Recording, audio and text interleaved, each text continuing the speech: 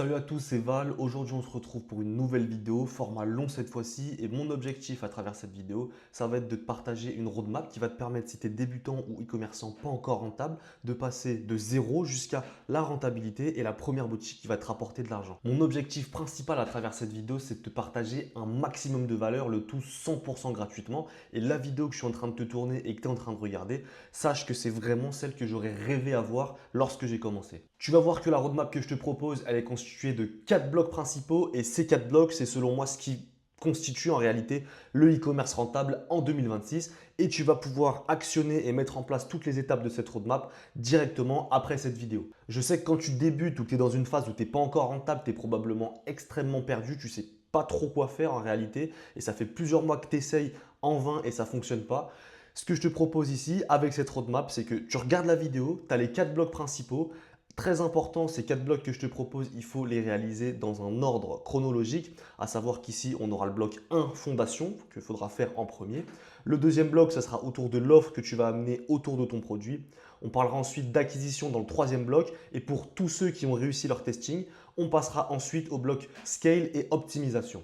Mais vraiment, l'ordre est extrêmement important ici. Et l'avantage de cette roadmap, c'est que tu vas pouvoir regarder cette vidéo, prendre des notes, ou alors l'enregistrer de côté et ensuite appliquer étape après étape avec un process clair, fondé et on n'est pas en train de faire des trucs mystiques ici. C'est vraiment le process que j'utilise qui fait qu'aujourd'hui j'ai plusieurs boutiques rentables et que j'ai les résultats que j'ai atteints. Sans plus tarder, on passe directement au premier bloc, le bloc des fondations. Bloc des fondations extrêmement important puisque c'est vraiment la base de ta boutique e-commerce et c'est vraiment ce que tu vas devoir faire en premier avant même de créer un shop, avant même de penser à quel ads tu vas lancer, avant même de penser sur quel canal d'acquisition en ads tu vas te lancer. Les fondations, c'est la base. Donc, ce qu'on va commencer par voir, c'est sur quel marché slash niche on va se lancer. Pour donner une définition simple de ce qu'est un marché et de ce qu'est une niche, il faut voir ça comme des catégories de produits qui en englobent d'autres. Je m'explique. Ici, le marché, c'est vraiment la catégorie de produits la plus grosse que tu vas pouvoir retrouver. Okay, donc, tu as une catégorie de produits énorme qui va représenter le marché et à l'intérieur de ce marché, tu vas avoir des sous-catégories et ces sous-catégories, c'est ce qu'on va appeler les niches. On va pouvoir encore se préciser plus dans une niche en parlant de sous-niches et pour reprendre l'exemple que je te donnais, on aura le marché, les niches et à l'intérieur des niches, on aura des sous-niches. À chaque fois, ce qu'on fait ici, c'est qu'on se précise sur les personnes qu'on va cibler en fonction du produit qu'on va vendre. Pour reprendre l'exemple que je te donnais, on aura le marché des vêtements. À l'intérieur de ce marché, on aura la niche des vêtements de sport. Et à l'intérieur de cette niche, donc on aura la sous-niche des vêtements de sport pour hommes ou alors des vêtements de sport pour femmes. Mais en fait, tu vois que là, à chaque fois, on part d'une catégorie de produits de plus en plus grosse et on se spécifie à chaque fois, ce qui nous permet de définir notre niche et notre sous-niche potentiellement. Ce qui va être extrêmement important lorsque tu vas choisir le marché sur lequel tu vas te lancer, c'est que tu choisisses un marché sur lequel il y a déjà une demande d'existence, sur un marché qui existe déjà.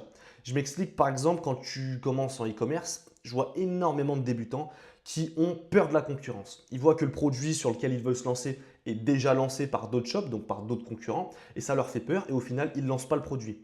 En général, quand tu as des concurrents sur un marché, sur un produit, sur une niche, c'est un excellent signe. Pourquoi c'est un excellent signe? Ça veut dire que le produit intéresse, ça veut dire que des gens sont en train d'acheter le produit, sont en train de consommer le marché dans lequel fait partie le produit et ça veut dire que c'est potentiellement un marché sur lequel toi aussi tu vas pouvoir aller te lancer pour aller chercher des ventes, pour aller chercher de l'argent. Par contre, ce que je déconseille à tous les débutants, ça va être de se lancer sur un marché où en réalité, il n'y a pas encore de marché. Le marché, il n'est pas développé. Les gens ne sont pas éduqués à propos de ce marché. Les gens ne sont pas encore actuellement à l'instant T en train de consommer ce marché. Donc, il faut absolument éviter de se lancer dessus. Pourquoi? Puisque le te concentrer sur les 4 piliers que je te propose dans cette vidéo, tu vas avoir un énorme travail d'éducation à faire autour de ton marché, autour de ton produit, tout en sachant en fait que tu n'es pas sûr que ça plaise et que tu n'es pas sûr de réussir à développer un marché. Donc, on n'a pas peur de la concurrence et on va vers un marché qui est déjà existant, où il y a déjà des concurrents, où il y a déjà des gens qui sont en train de le consommer au moment même où je te parle. Autre point, il faut que tu te lances sur un marché à l'intérieur duquel il y a énormément de problématiques douloureuses. Il faut que les gens qui consomment ce marché aient des problématiques et qu'ils aient envie de régler ces problématiques. Et grâce aux produits que tu vas proposer à l'intérieur de ce marché, ça règle ces problématiques. Autre chose, ça peut pas être forcément autour de problématiques douloureuses, mais ça peut être un marché qui suscite un fort désir. Comme par exemple le marché de la fashion, le marché de la mode. On sait qu'il y a un fort désir d'être stylé, il y a un fort désir de porter des beaux vêtements. Et bah donc ça va être un bon marché potentiellement sur lequel se lancer. C'est qu'un exemple que je te donne ici, mais comme ça tu peux comprendre un petit peu l'idée. Ou le marché, où on se met sur un marché à l'intérieur duquel les personnes qui le consomment ont une problématique douloureuse à régler, ou alors on se lance sur un marché qui suscite un fort désir chez les acheteurs. Dernière chose à ce propos, et là ce que je te donne, c'est vraiment quelque chose qui va énormément faire la différence sur ta boutique. Je te conseille de te lancer sur un marché, sur une niche que tu consommes personnellement. Il faut que ce marché et cette niche te touchent. Pourquoi? Puisque tu serais amené toi-même à le consommer, toi-même à acheter ton produit. Et en fait, ça va te permettre de beaucoup mieux comprendre les personnes que tu cibles et les personnes qui sont susceptibles d'acheter ton produit sur ta niche et sur ton marché. Ça peut paraître évident, mais je te garantis que ça fait énormément la différence. Pourquoi? Par exemple, si tu es un homme et que tu consommes des vêtements de sport, ça va être beaucoup plus simple pour toi de vendre des vêtements de sport que de vendre des produits de beauté qui ciblent les femmes, par exemple. Pourquoi? Parce que tu es plus amené à consommer les vêtements de sport pour hommes que les produits de beauté pour femmes. Attention, ce n'est pas un critère obligatoire, ok? Ne te bloque pas si tu as une idée de produit à lancer, que tu as une bonne vision dessus et que ce n'est pas un produit que tu consommerais toi-même. Faut pas que tu te bloques non plus à cause de ça, mais c'est vraiment un plus qui fait la différence puisque comme je t'ai dit, tu vas pouvoir être amené à comprendre beaucoup mieux tes acheteurs potentiels et donc tu vas pouvoir mieux les cibler, mieux leur parler, mieux leur faire comprendre les avantages de ton produit puisque toi-même tu l'achèterais. On a fini à propos du marché et de la niche. Maintenant, on passe aux produits. Il va falloir que tu trouves un produit dans le marché et la niche que tu as spécifié juste auparavant. Et il va falloir que ce soit un produit qui ait un effet compréhensible et qui soit vraiment simple en fait. Il faut qu'en 5 secondes maximum, la personne qui tombe sur ton site, qui tombe sur ton produit, comprenne qu'est-ce que va lui apporter ton produit.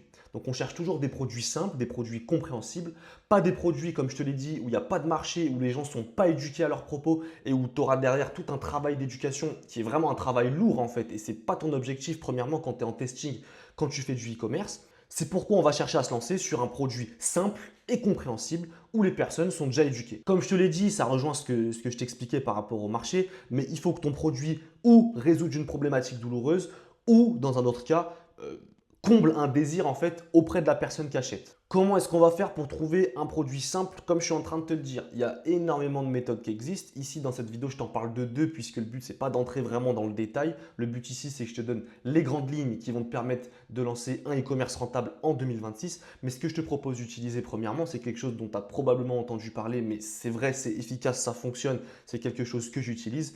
TrendTrack. TrendTrack, c'est un site internet, un logiciel qui va te permettre en réalité d'avoir énormément de data sur tous les e-commerce qui sont en train de tourner actuellement. Et ça va te permettre de regarder quel produit performe le plus. Tu vas voir qu'avec cet outil, tu peux vraiment filtrer tes recherches en fonction de différents critères, comme par exemple le pays dans lequel le produit est vendu, ou encore la catégorie, la niche de produits en question. Et ça va vraiment te recenser les produits qui performent le plus. Inspire-toi de ces produits et utilise vraiment cet outil pour toi aussi trouver un produit sur lequel il y a déjà un marché, un produit qui fonctionne déjà et lance-le. Autre chose que je te propose, au-delà de regarder de la data sur un logiciel, ça va être encore plus simple que ça va simplement d'être extrêmement observateur. Un bon e-commerçant en 2026, c'est quelqu'un qui est extrêmement observateur et qui comprend ce qui se passe. Je m'explique, quand par exemple tu vas scroller sur ton téléphone ou être sur les réseaux sociaux et que tu vas tomber sur une publicité, sur un site e-commerce qui vend un produit qui pourrait être intéressant, enregistre et like et observe la structure de cette publicité, les apports que propose le produit en question et simplement en faisant ça, en likant et en enregistrant, tu te construis une mini base de données avec énormément d'idées, énormément de produits que tu pourrais potentiellement lancer plus tard lorsque tu es vraiment en train de construire ta boutique. C'est un petit conseil qui peut paraître extrêmement simple, mais je te garantis encore une fois de plus que ça fait la différence et qu'il faut absolument que tu sois observateur et que tu cherches à comprendre pourquoi tu tombes sur cette ads, qu'est-ce que le produit apporte, quels sont les angles que l'ads va utiliser, mais ça on le verra juste un petit peu après dans la vidéo. Donc vraiment, sois observateur, ça fait la différence, ça te permet de comprendre pourquoi les boutiques e-commerce fonctionnent et ça te permet également de trouver un produit puisque là, c'est de ça qu'il s'agit en fait. Et enfin, dernière étape à propos du produit, et ça c'est vraiment important, j'ai déjà fait l'erreur et j'en ai payé les frais. Vérifie toujours le sourcing de ton produit une fois que tu l'as défini avant de le lancer. Qu'est-ce que ça veut dire sourcing? En fait, tu vas vraiment vérifier tout ce qui va être faisable à propos du produit que tu souhaites lancer. Donc, tu vas aller démarcher différents fournisseurs pour voir les coûts qu'ils te proposent et surtout les délais de livraison qu'ils te proposent. Ça va te permettre de calculer la marge que tu vas te faire en vendant ton produit, de calculer vraiment tous tes coûts et de voir si le produit est possible à lancer en fait. Parce qu'une fois que tu as trouvé un produit qui est potentiellement bon, rien n'est garanti que que le projet va pouvoir être faisable en termes de sourcing, en termes de prix. Et moi, ça m'est déjà arrivé, je te donne un exemple, que j'ai une vision sur un produit, je cherche des concurrents qui vendent ce produit. Il y a un marché autour de ce produit-là. Je lance le même produit avant même de l'avoir sourcé. Et qu'est-ce qui se passe? Et ben moi, dans mon cas, ce n'était pas un problème de pricing, un problème de délai. Simplement, rupture de stock chez tous les fournisseurs avec qui je travaille. Et même au-delà de ça, impossible de trouver un nouveau fournisseur qui pouvait potentiellement trouver ce produit pour moi. Comme je te l'ai dit, j'avais déjà lancé le site, déjà lancé les publicités, mais j'avais simplement oublié le sourcing et du coup, j'ai commencé à avoir des ventes et j'ai dû rembourser tous les clients puisque je n'étais pas en capacité en fait de leur proposer, de leur apporter le produit qu'ils avaient acheté. Donc toujours, on source le produit pour voir ce qui est faisable avant de lancer sa boutique. Dernière étape du premier bloc fondation, il va te falloir, une fois que tu as déterminé ton marché et ton produit, un site internet. Je sais qu'au début, quand on se lance, on a toujours envie de faire les choses extrêmement bien, mais en faisant les choses extrêmement bien, on vient très souvent les complexifier. Ce dont tu as besoin quand tu te lances, c'est d'un site simple qui convertit. Okay, donc un site avec une page produit claire sur laquelle tu vends un seul produit au départ quand tu es en phase de testing. Il faut que tu apportes une promesse claire à la personne qui tombe sur ton produit et qui a cliqué sur ta publicité. Et donc ta promesse claire, par exemple, ça peut justement être la problématique que tu résous ou le fort désir que tu combles.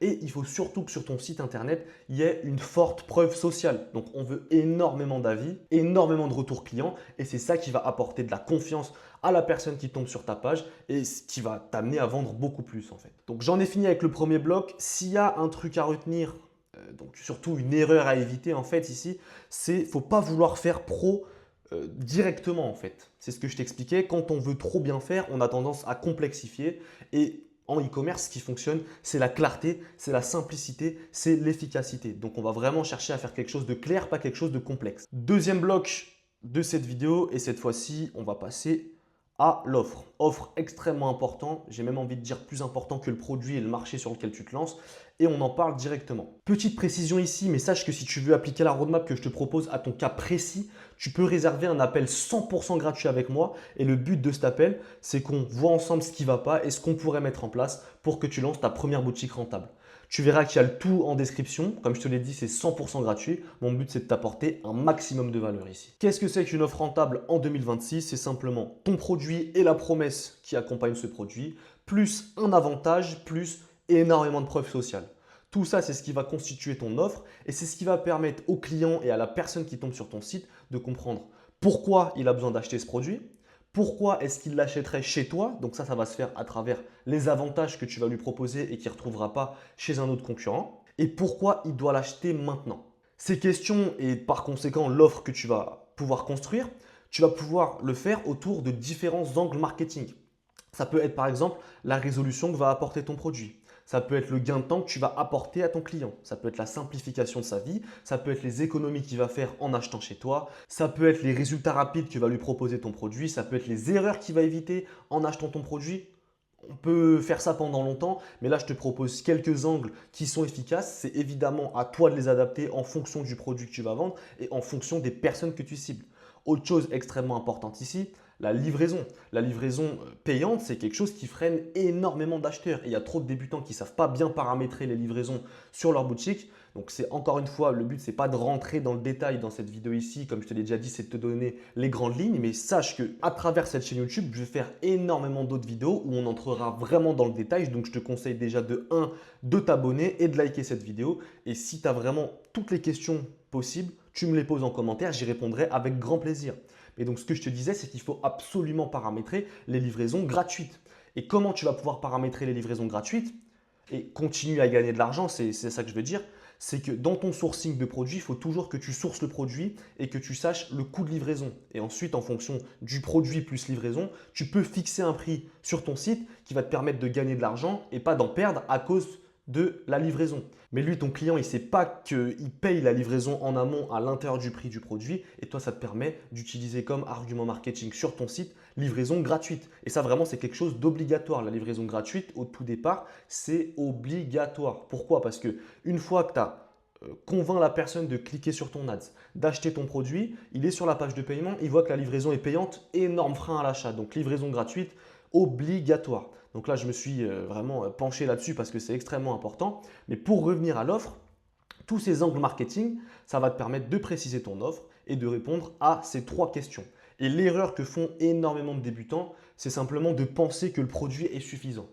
Peu importe le produit que tu vas proposer, il ne sera jamais suffisant. Il faut toujours l'amener avec une offre autour pour pouvoir le vendre. Les gens, ils n'achètent pas un produit, ils achètent une solution à des problèmes, ils achètent un avantage, ils achètent vraiment toute l'offre en fait que tu vas construire autour du produit et pas simplement le produit. Une fois que tu as compris que l'offre est plus importante que le produit, j'allais dire tout aussi importante, mais je pense qu'elle est même plus importante que le produit. Une fois que tu as compris ça et que tu mets en place une offre, tu verras que tu auras des bien meilleurs résultats. Troisième bloc de cette vidéo, le bloc acquisition, pardon. Donc en fait, c'est tout ce qui va tourner autour du contenu et des publicités ensuite.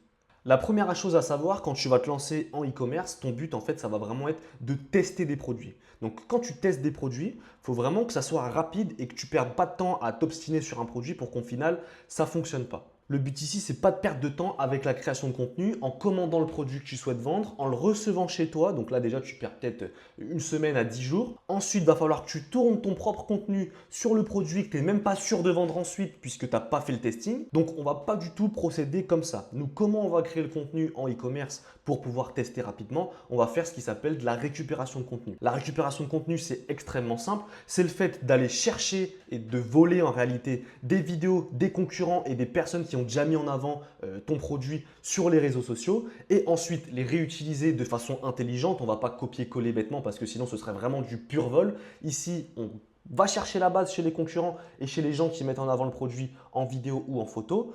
On récupère ce contenu-là et ensuite je t'explique juste comment on va faire pour l'adapter et l'utiliser à bon escient. Ce que je fais personnellement quand je me lance sur un produit, c'est que je vais tout simplement ou sur TikTok ou sur Instagram et je vais rechercher par mots-clés en fait le produit que je vais souhaiter vendre et aller voir s'il y a des concurrents et aller voir s'il existe déjà des vidéos sur ce produit-là. Ce que j'utilise comme outil, bon, je te les donne ici, c'est vraiment à titre d'exemple, il y en a énormément d'autres. Ça, c'est Snaptik et SSStik, c'est 2 outils qui vont te permettre de récupérer les vidéos sur TikTok dans une excellente qualité. Et en plus de ça, tu n'auras pas le filigrane dégueulasse TikTok avec le nom du créateur que tu as si tu télécharges la vidéo depuis TikTok. Donc, on va récupérer le plus de TikTok possible qui mettent en avant le produit pour ensuite se construire une genre, encore une fois de plus, de mini base de données dans laquelle tu as énormément de contenu et tu la mets de côté et ensuite je t'explique comment on la réutilise à bon escient. À savoir que ton but ici, ça va être de faire des créatifs. Donc ce qu'on appelle des créatifs, c'est vraiment tout le support visuel. Donc ça peut être des photos, ça peut être des vidéos qui vont mettre en avant ton produit et que tu vas montrer aux gens que tu cibles pour qu'ils tombent sur ta publicité et qui potentiellement ensuite achètent ton produit. Donc une bonne créative, c'est un hook plus un contenu, plus un CTA. Le hook, je pense que tu sais déjà ce que c'est. Le hook, c'est les premières secondes de ta vidéo, de ta créative. Et le but du hook, c'est qu'il soit captivant. Il faut vraiment qu'il stoppe le scroll et qu'il captive la personne, qu'il intéresse la personne pour ensuite l'amener à cliquer avec le CTA. À l'intérieur du contenu en fait, de ta créative, tu vas pouvoir faire plusieurs choses où tu vas mettre en avant ton produit en situation réelle, où tu vas montrer ton produit, tu vas montrer ce qu'il apporte, tu vas montrer qu'il est beau, par exemple si c'est un vêtement, ou tu vas faire du traitement d'objections. Donc, tu vas répondre aux questions de ton potentiel client à l'intérieur de cette créative. Donc, par exemple, si la livraison est gratuite, tu vas lui expliquer que la livraison est gratuite. C'est à toi de faire vraiment une analyse des objections que pourrait se poser ton potentiel acheteur autour de ton produit pour pouvoir utiliser ces angles, en fait, le fait de répondre aux objections dans ton contenu ensuite. Donc ça, c'est un travail que tu dois faire toi. Ça dépend du produit, ça dépend du marché sur lequel tu te lances. Mais voilà la structure d'une bonne créative. Maintenant que tu as la structure, comme je te l'ai dit, le but ici, c'est de tester rapidement. C'est pas d'inventer l'eau chaude, de réinventer la roue, comme on dit. Le but ici, c'est de prendre ce qui fonctionne déjà, de l'adapter à ton produit et à ton site, et ensuite de le tester, voir si ça fonctionne aussi pour toi. Et pour ce faire, on ne va pas chercher des scripts de créatives qui sortent de notre tête, sachant qu'on n'est pas sûr que ça marche et que le but ici, c'est pas vraiment de lancer une marque long terme. Là, le but, c'est de faire du testing. On teste un produit, on regarde si ça fonctionne. Si ça fonctionne, on le scale avec le quatrième et dernier bloc de cette vidéo qui va venir juste après. Mais comment on va faire ça? On va encore une fois de plus utiliser des outils qui vont recenser énormément de data autour des ads, des e-commerce qui fonctionnent le mieux. Donc ici, je t'en présente quelques-uns. TikTok Creative Center, excellent parce que c'est gratuit et que c'est vraiment de la data qui vient directement de TikTok. Tu vas aussi avoir TrendTrack dont je te parlais aussi pour ta recherche de produits et tu vas voir qu'il y en a énormément d'autres comme par exemple Pipi Ads. Enfin, il y en a vraiment une plâtrée de logiciels de ce style, mais comme ça, le but ici, c'est que je t'explique comment tu fais pour comprendre l'idée, peu importe quel logiciel tu utilises. Même si en vrai, je te conseille TikTok Creative Center, c'est gratuit et quand tu débutes, tu n'as pas forcément beaucoup de trésorerie. Donc, va vers TikTok Creative Center, mais si tu es intéressé et que tu ne trouves pas ton bonheur sur TikTok Creative Center, va sur les autres logiciels que je te propose. Mais le but ici d'utiliser ces logiciels, ça va être de recenser toutes les ads qui performent le mieux autour de ta niche, autour de ton marché.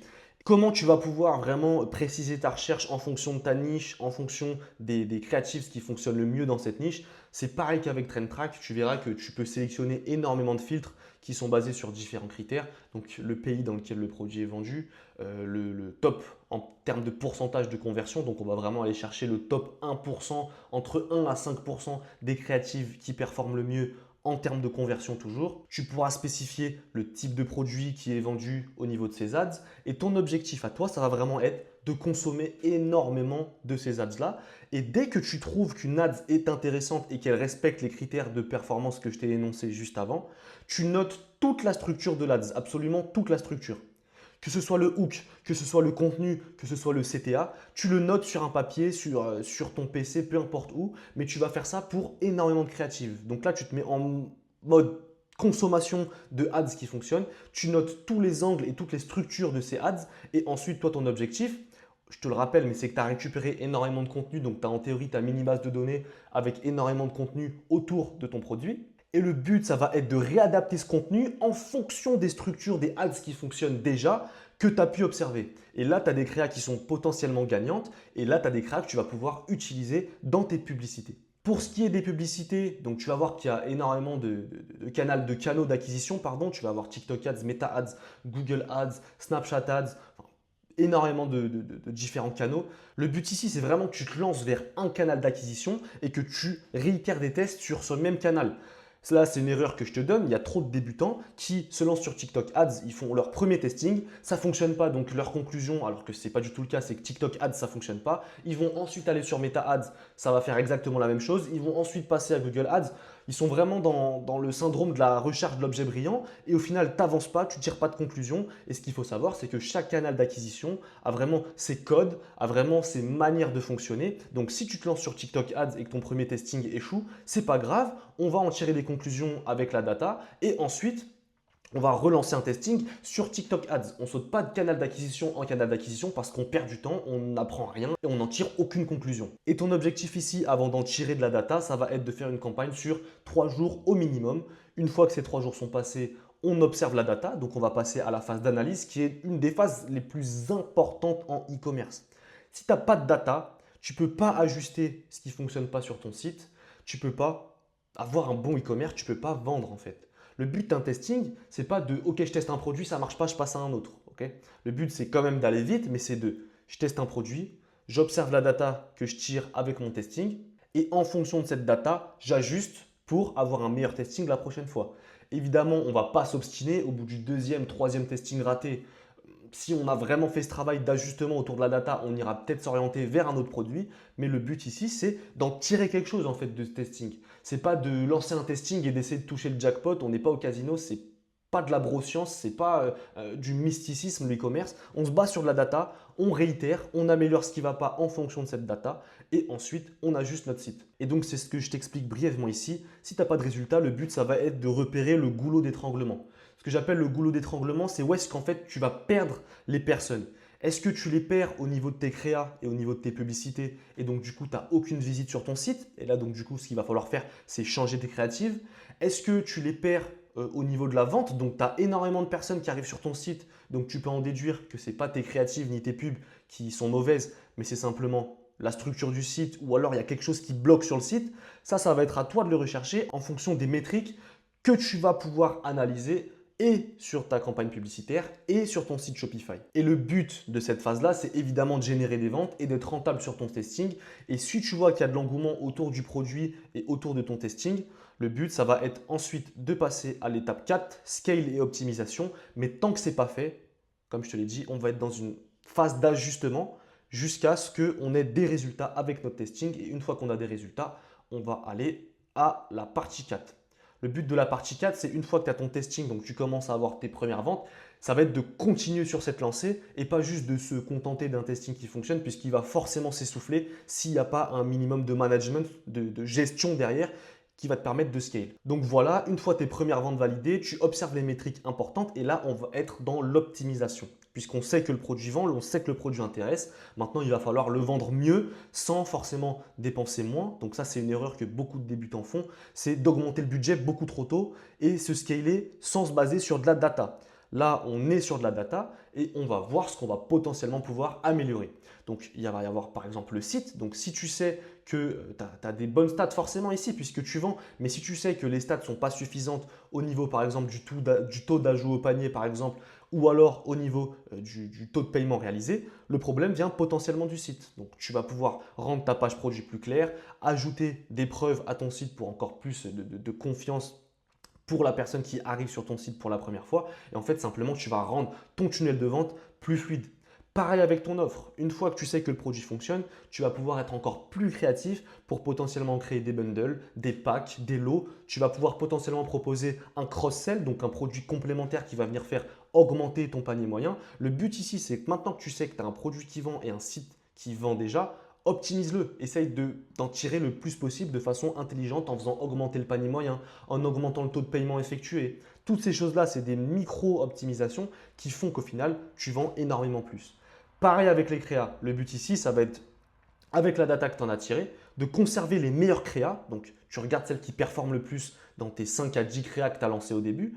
Tu les gardes, tu les déclines et tu coupes celles qui ne fonctionnent pas. Et toujours dans un objectif de scale et d'être vraiment dans un cercle vertueux qui va te permettre de t'améliorer encore et encore. Et donc, ce que je te garantis, c'est que si tu suis ces 4 étapes de façon logique en début 2026, si tu es débutant ou que tu n'es pas encore rentable en e-commerce, tu auras forcément tes premiers résultats assez rapidement. Comme je te l'ai dit, moi je suis disponible pour répondre à toutes tes questions dans les commentaires, donc n'hésite surtout pas, je le ferai vraiment avec grand plaisir.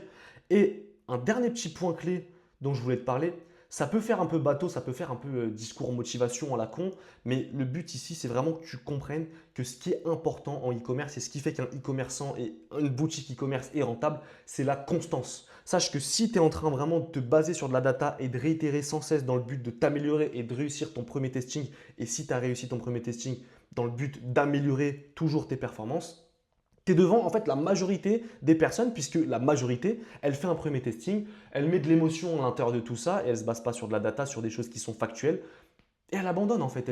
Elle prend le truc à cœur, elle a créé un site en peut-être 2 semaines. Elle abandonne parce que les émotions prennent le dessus, elle est dégoûtée, elle est triste, l'e-commerce ça ne fonctionne pas, je suis mauvais en e-commerce, ça ne sert à rien, le produit que j'essaie de lancer, il ne sert à rien. Trop d'émotions, pas assez de process. C'est ce que je t'écris exactement ici. Un testing raté, c'est un échec que si toi tu décides que c'est un échec. Tu peux très bien le considérer comme de l'information, comme de la data qui va te permettre derrière d'ajuster et simplement d'avoir ton premier shop rentable. Donc ça peut paraître bateau comme je te l'ai dit, mais constance vraiment c'est la clé. On se base sur de la data, on met vraiment très peu d'émotions dans tout ça parce que des testings ratés, tout le monde en a. Aujourd'hui encore, je me trompe, ça m'arrive d'avoir des testings ratés. Donc si tu as de l'émotion, en fait, tu abandonnes et tu fais rien, ok? Donc constance, plus de process. Et le process, bah, il est là, hein, simplement, c'est ce que je te propose à travers cette vidéo. Et juste, n'abandonne pas après ton premier testing raté. J'en ai fini avec la roadmap. J'espère qu'elle t'a apporté un maximum de valeur parce que c'était vraiment mon objectif principal à travers cette vidéo. Je te rappelle que si tu veux te lancer et que tu es déjà en train de te lancer mais que tu n'arrives pas à avoir ton premier testing rentable, tu peux réserver un appel avec moi 100% gratuit directement dans la description. Et tu retrouveras également le lien de mon canal Telegram à l'intérieur duquel je te partage vraiment beaucoup plus de tips précis, je te partage beaucoup plus mon quotidien en tant qu'e-commerçant. Donc tout ça, ça peut être extrêmement intéressant pour toi. Mon but ici vraiment, c'est de t'apporter un maximum de valeur, je me répète, mais vraiment gratuitement. Donc rejoins le canal de Telegram et surtout réserve un appel. Le tout est en barre de description.